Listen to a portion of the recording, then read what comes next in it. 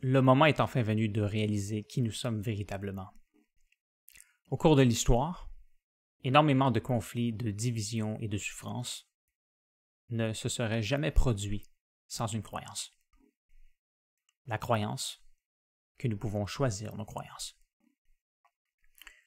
Tout ce que vous avez à faire pour démontrer que c'est impossible de les choisir est de penser à celles que vous avez et d'essayer de les changer.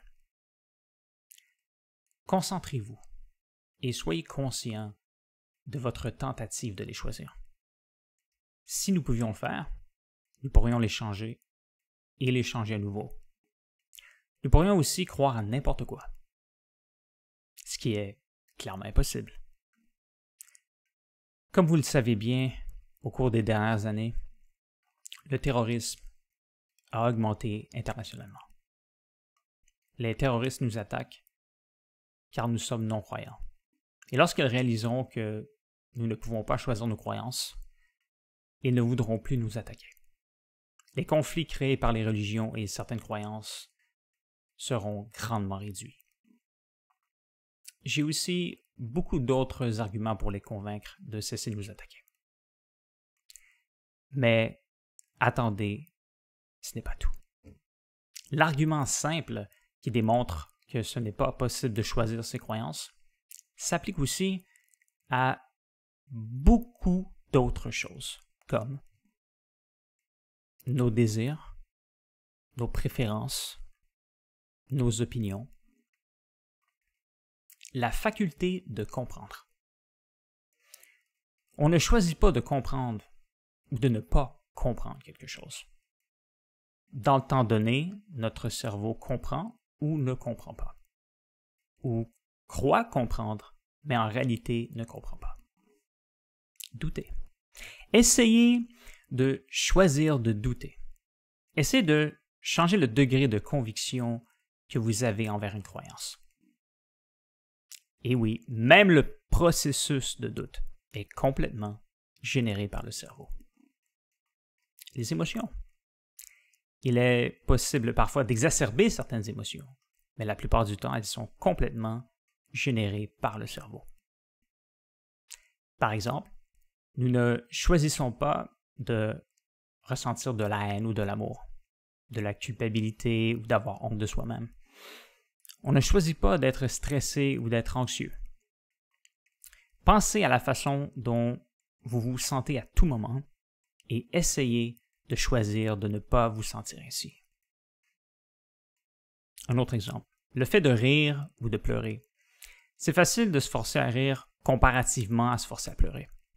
Parfois, on fait un petit quelque chose pour essayer de ne pas rire ou pleurer. Mais ensuite, notre cerveau nous force à le faire. Alors non, en général, les gens ne choisissent pas de rire, et encore moins de pleurer. La mémoire.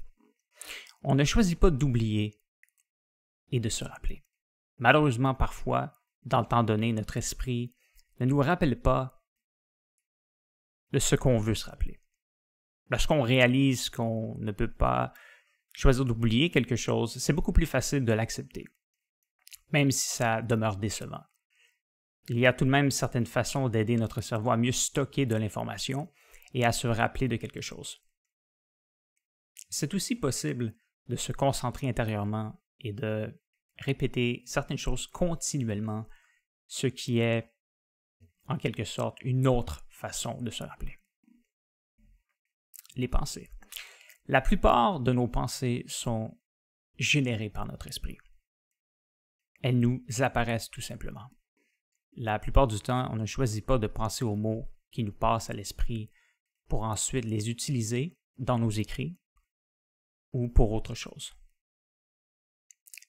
C'est tout de même possible d'influencer un pourcentage qui est probablement minime de ce que nous voyons dans notre esprit.